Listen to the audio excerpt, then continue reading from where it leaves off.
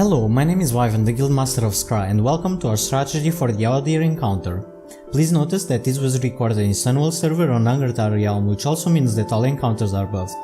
I'll be talking about the buffs in just a second. For this encounter we like to use a 1 tank and 5 healer setup. Hodir is a relatively simplified, even though it might look too chaotic at first. There are 2 constant mechanics you need to worry about.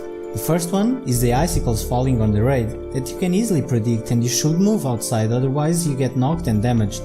The second mechanic is biting cold debuff. This is a very simple stacking debuff that will damage you, always doubling damage per stack. In order to remove this debuff, just keep moving and it will reset. Since for this fight moving happens quite naturally, biting cold should never be a problem. The boss will also cast Flash Freeze. You can see this by noticing 2 bigger runes in the floor, where you must stay near but outside of them.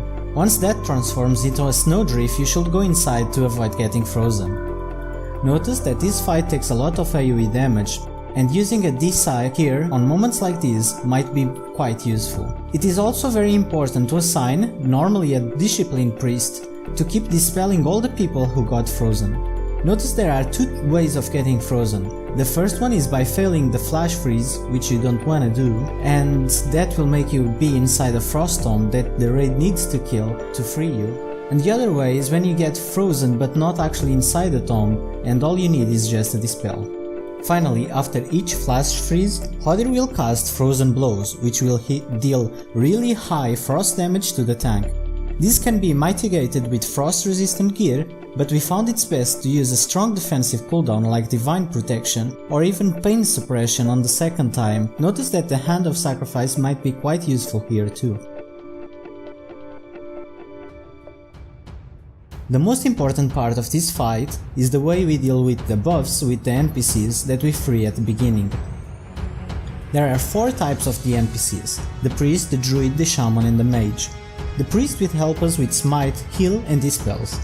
The Druid will cast Wrath and summon a Starlight, which is the light you can see people standing under, and this light will give our DPSers a 50% attack and casting speed. Notice that the tank should always try to position the boss in order for the melees to get buffs from the NPCs.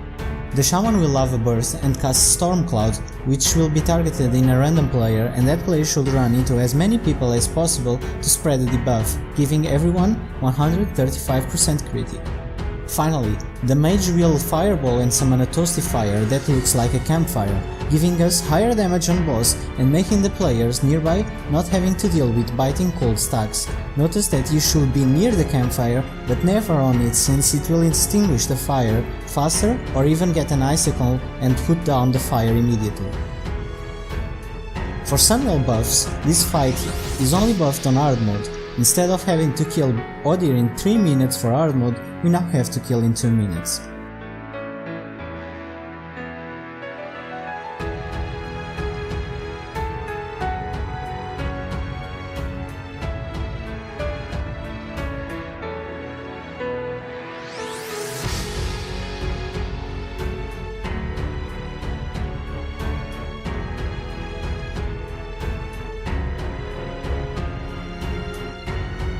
Thank you for watching and we'll see you on the next video.